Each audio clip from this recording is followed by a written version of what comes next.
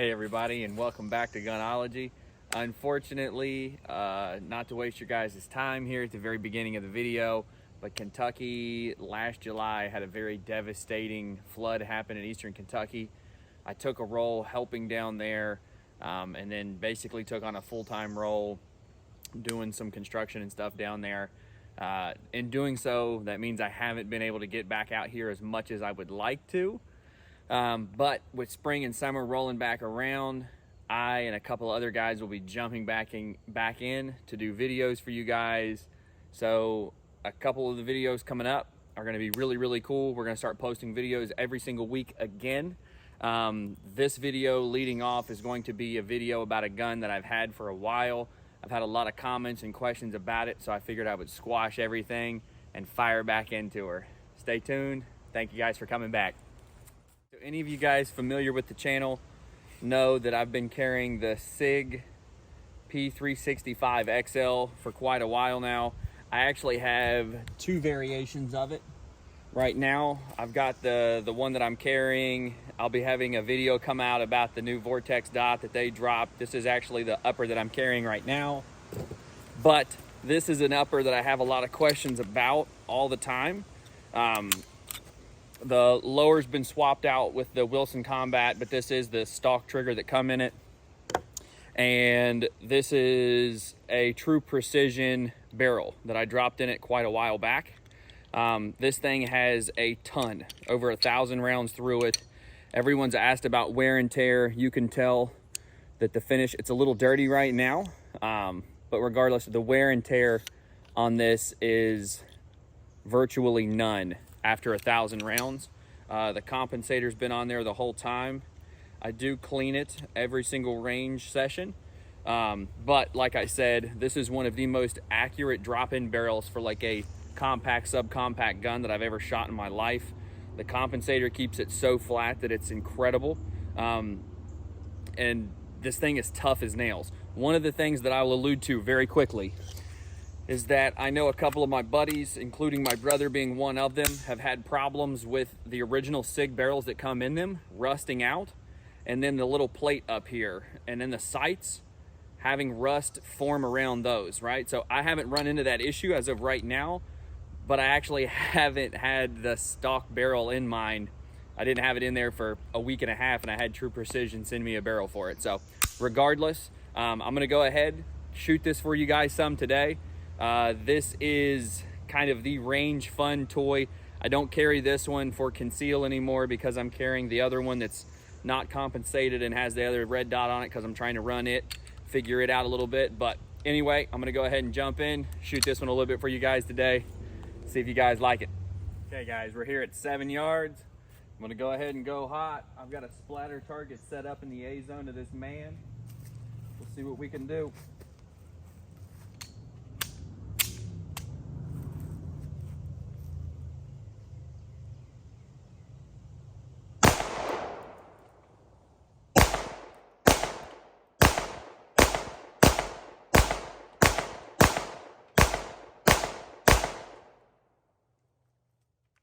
Dropped one shot, my first shot a little low. Obviously need to remember that at this distance I probably need to hold slightly over my point of aim there on my target to hit where I need to go. Regardless, I've got a steel set up at 40 yards. That's shooting pretty fast. I don't know how many rounds that was, 10, 11. It shoots amazing for what it is.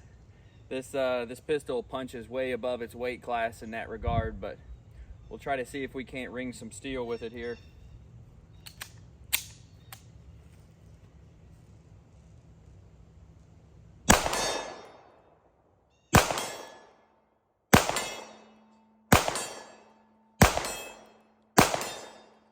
Okay guys, so like I said, quick run through of what this gun actually is.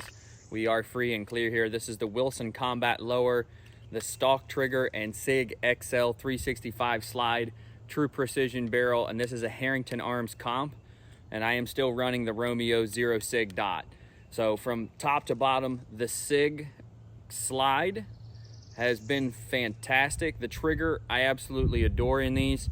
For stock triggers. Now obviously you can go custom triggers and make everything a lot nicer, but for a stock trigger these are fantastic. The Sig Romeo Zero dot. Not the biggest fan in the world. I've had a couple of hiccups, couple of issues with it. Regardless, I've left it on here. Obviously, con, I don't like having to take the sight off to replace the battery. There's some new stuff coming out now that you don't have to do that. Regardless, this has worked, and it's worked well enough for a range pistol for what it is. And I think at like sub $200, honestly, you get what you pay for, and you get a lot with it, don't get me wrong. The True Precision barrel, unreal, right? So the stock barrel that we had in it, I probably put 250 rounds through. Changing out the barrel changed the gun immediately. The accuracy went from like probably 1.5 inch, 2-inch groups at 15, 20 yards. This is benched, by the way. These things shrunk down to one-shot groups at 15 yards, right? And then offhand at 7, you basically just do what you want. The compensator from Herrington Arms works flawlessly with the True Precision barrel. Like I said, if you guys are wanting kind of a subcompact range pistol that is a door to shoot, that you could put in your truck as a truck pistol, home defense, the only thing you're going to get into is that I haven't found a lot of holsters that you can carry because of the comp, that you wouldn't have to modify the holster at some point. So when we are talking about modifications, there's one modification that I had to make, and that was I had to cut about 2 coils of the spring off in my recoil spring to where it would feed flawlessly with regular 115 grain ammunition. It wanted to do great with the 124s and 147s, but I would have a few hangups with 115s. I took 2 coils off of it, buffed it, polished it, and then ever since then I've had no issues with this running 115s of any sorts. Regardless, I don't want to talk your guys' ears off. I just wanted to give you guys an update on this pistol. A lot of you guys have commented wondering how the True Precision is holding up. It's holding up great. You would never have an issue buying one of their barrels and running it. I guarantee you, back my name to it, this thing has been phenomenal. So regardless, I'm gonna go ahead, keep running some here. I got some Remington UMCs. We'll run back on our dots, maybe run it at steel. I'll get you guys some close-ups of this and I'll let you guys go.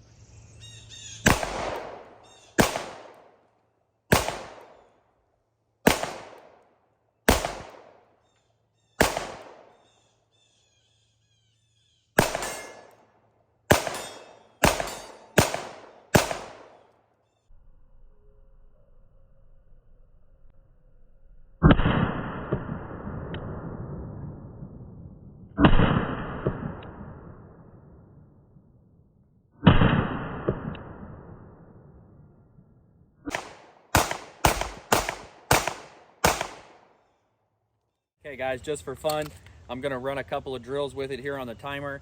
We're gonna start with the Mozambique, which I believe is 2 to the body, 1 to the head. Got my mag here, we'll get loaded up, give it a couple of runs, see how we can do with it. From a low ready.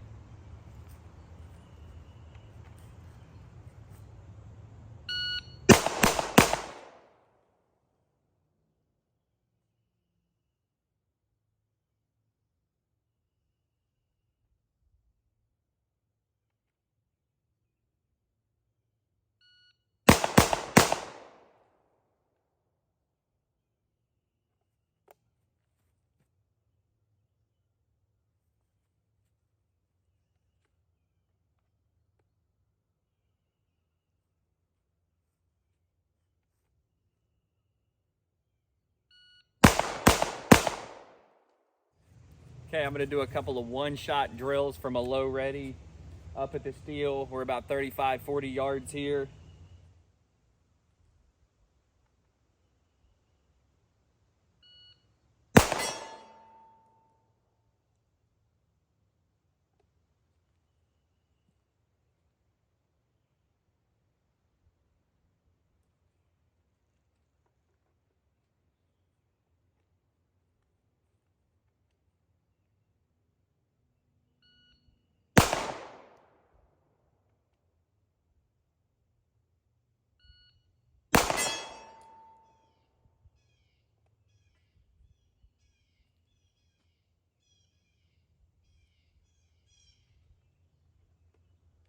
Okay, I'm gonna push this one a little bit here.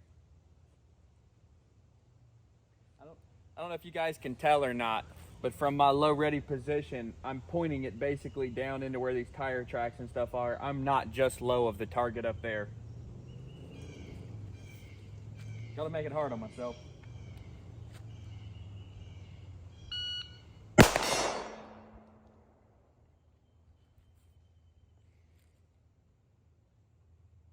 Okay guys, I was trying to keep this video under 10 minutes. I'm hopefully through some editing gonna be able to do that.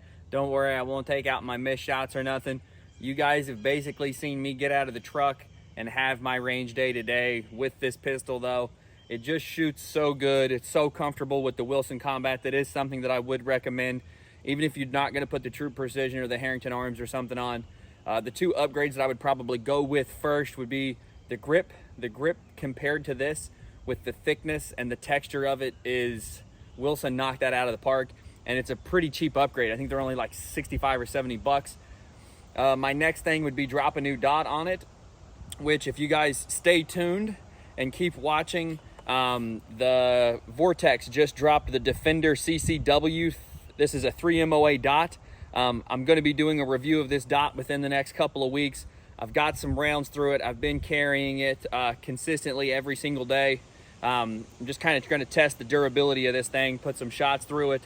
Regardless, if you guys have any more questions or comments about the P365XL upgraded, get down in the comments sections below. We appreciate you guys here at Gunology. We'll be seeing you in the next one.